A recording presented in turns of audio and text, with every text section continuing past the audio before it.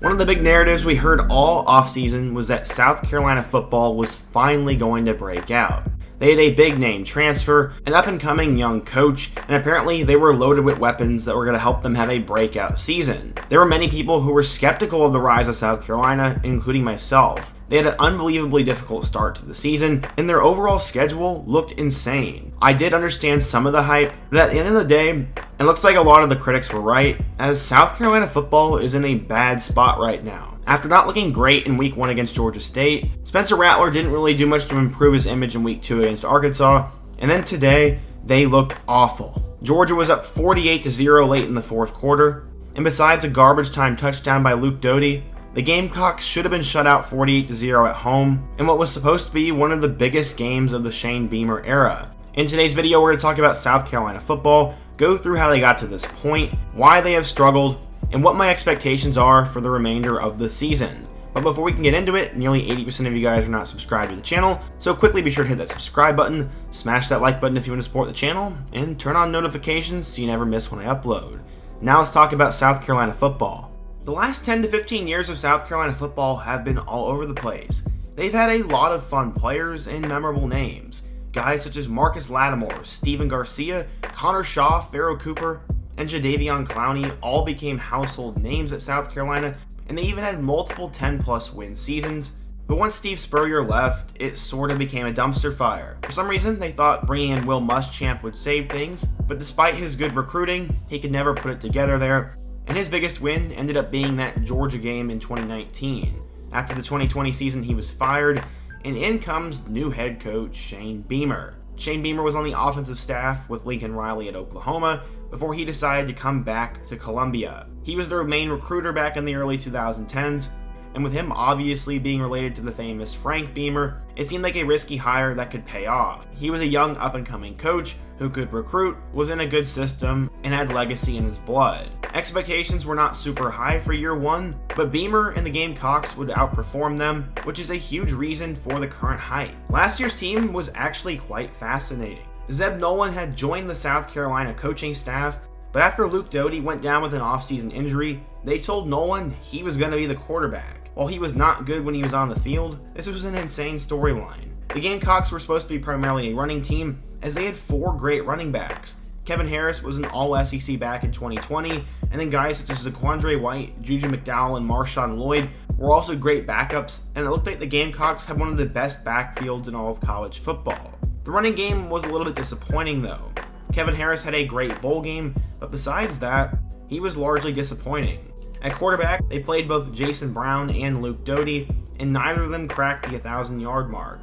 Brown did have 8 touchdowns, but from looking at the box score, it would not seem that South Carolina was any good last year. Except, they actually weren't that bad. You saw them beat up on Eastern Illinois in Week 1 before they had a scare on the road against East Carolina in Week 2. It didn't matter though, because Beamer was 2-0. For Week 3, they go on the road between the hedges to play against number 2 Georgia, and honestly, they put up a much better showing last year than they did this year.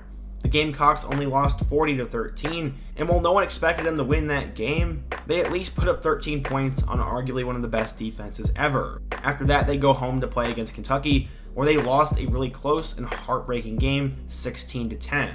They were 2-2, but people were excited about the future, and after a win over Troy, they'd have a huge matchup on the road against Tennessee. This was going to be a defining game for the remainder of their season, and they ended up playing pretty poorly as they lost 45-20.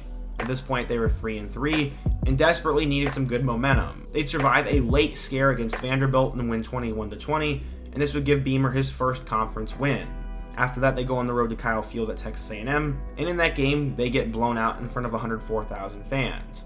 It seemed like South Carolina would take one step forward and go one step back, but then they had 2 huge wins in a span of 3 weeks. Florida came to town, and this was by far the best showing of the season, as both the offense and defense dominated, as they beat Florida 40-17, and they were one of the reasons Dan Mullen ended up getting fired. After that, they couldn't carry the momentum on the road against Missouri, as while they attempted a late comeback, Mizzou did enough to win, and Carolina lost by 3. But they would have another big win. Auburn would come to town on November 20th, and they would survive that game 21-17 to get their 6th win of the season.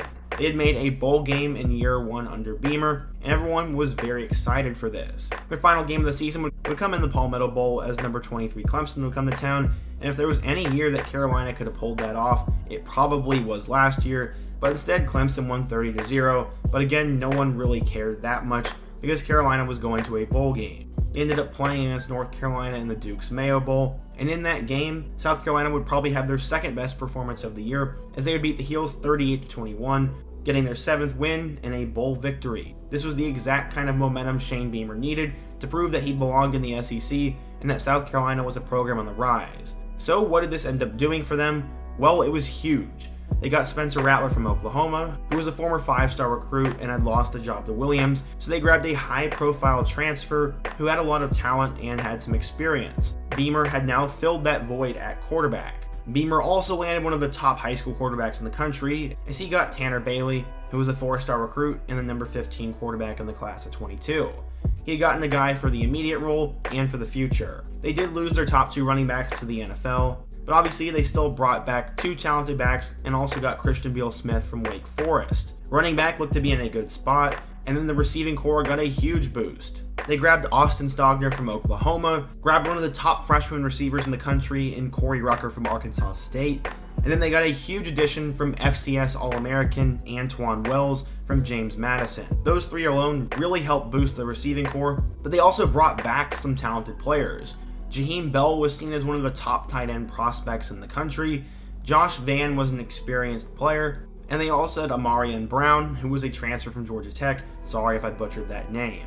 So far, it looked like they had fixed the quarterback, running back, and receiver spot, and if they could just get good offensive line play and have a manageable defense, then they'd be able to put up points on teams, stay in games, and hopefully improve that record even more. That's why South Carolina had a lot of hype, and then couple in a top 25 recruiting class, and things got borderline hysterical. Some people think that I like to hate on South Carolina on this channel, but in fact, my mom actually went there, so I am actually somewhat of a Gamecocks fan, and my only real critique of them was that their schedule was unbelievably difficult. I didn't see how they'd have a better record than last year, and right now, unless things change drastically, I don't think much is going to change. So when you look at their schedule, their road games were unbelievably difficult. They'd have to travel to Arkansas, to Kentucky, to Florida, and to Clemson. Currently, all of those teams are ranked, and I didn't think they would win a single one of those. They also have to play a ranked Tennessee team at home, a ranked Texas A&M team at home, and a ranked Georgia team at home. That right there is 7 games against ranked teams,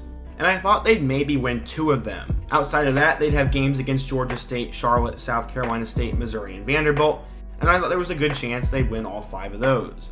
If they had pulled off 2 upsets, that would have likely gotten them to 7 wins, which is exactly what I projected them to have. Right now, my projection for South Carolina is 6-6.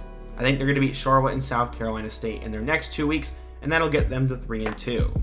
After that, they're more than likely going to lose on the road to Kentucky, before I think they pull off their biggest win of the season against Texas A&M at home. I have little to no faith in A&M right now, and with that game being at home, I think there is a chance they pull that one off.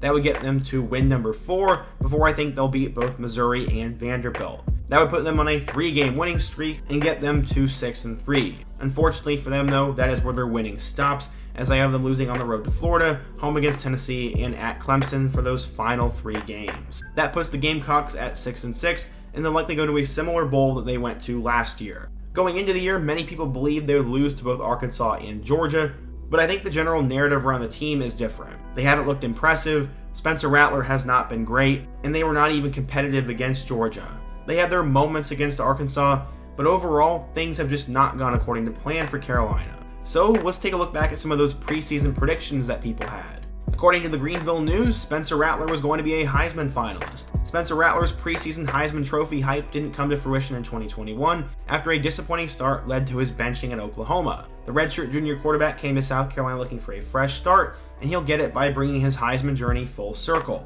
Rattler won't beat out a player like Bryce Young for the award, but if he can control turnovers that lost him the starting job and recapture the promise he showed at Oklahoma, he'll be more than deserving of a finalist honor. Let's take a look at how that take looks so far. On the year, Spencer Rattler is 47 of 76 for 603 yards with 2 touchdowns and 3 interceptions. His QBR of 41.7 is not even in the top 100 of starting quarterbacks right now, and he is now 1-2. His Heisman hypes are done, and if he doesn't improve soon, we could see Luke Doty get a chance to play. The second bold prediction by this same outlet predicted that the Gamecocks would upset an SEC East opponent. It says, quote, most predictions already have wins penciled in for South Carolina against Vanderbilt and Missouri, but the upper half of the SEC East is as strong as it's been in years. That includes the Gamecocks, and they'll shock at least one of the conference's top squads. As we have already talked about, I don't think they're going to upset one of these East teams. I have extreme doubts that they'll win on the road against either Florida or Kentucky. They already lost to Georgia, and there's no reason to believe they're going to upset Tennessee.